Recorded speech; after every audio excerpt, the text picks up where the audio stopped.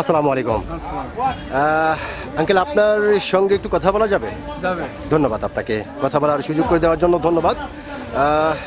তো আঙ্কেল, আপনাকে দেখে কিন্তু মোটামুটি সাহসী মনে হচ্ছে। আপনি অত্যন্ত একজন সাহসী মানুষ, আপনাকে কিন্তু দেখেই সেটা বোঝা যাচ্ছে।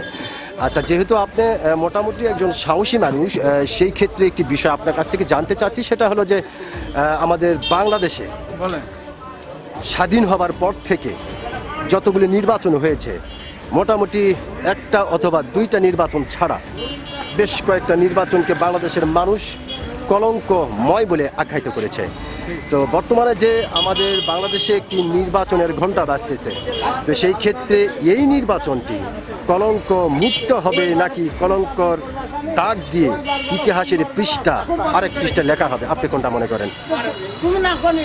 যে আসলে আসলে আমি যেটা বলতে চাচ্ছি যে এই যে নির্বাচনটা হবে, এই নির্বাচনটা সঠিক হবে নাকি আসলে আগের মতো সেই গজামিল?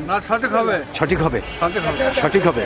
আচ্ছা আঙ্কেল, যেহেতু খুব সুন্দর করে আপনি বললেন যে সঠিক হবে, তো আসলে আপনার কাছে কি মনে হলো যে এই নির্বাচনটি সঠিক হবে? কি দেখে শুনে কোন আইডিয়াতে আপনি এটা বলতে পারলেন?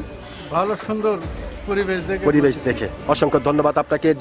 আপনি যে একজন সাহসী মানুষ, আপনি কিন্তু আপনার সাহসিকতার পরিচয় দিয়েছেন। আপনি বলেছেন যে মোটামুটি দেখে শুনে আপনি বলতেছেন এই নির্বাচনটি সঠিক হবে।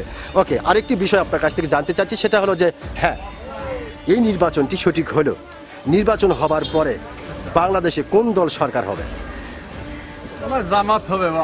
জামাত হবে।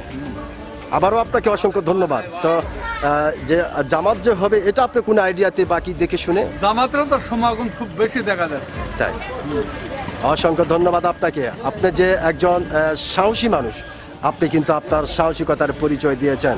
অসংখ্য ধন্যবাদ আপনাকে।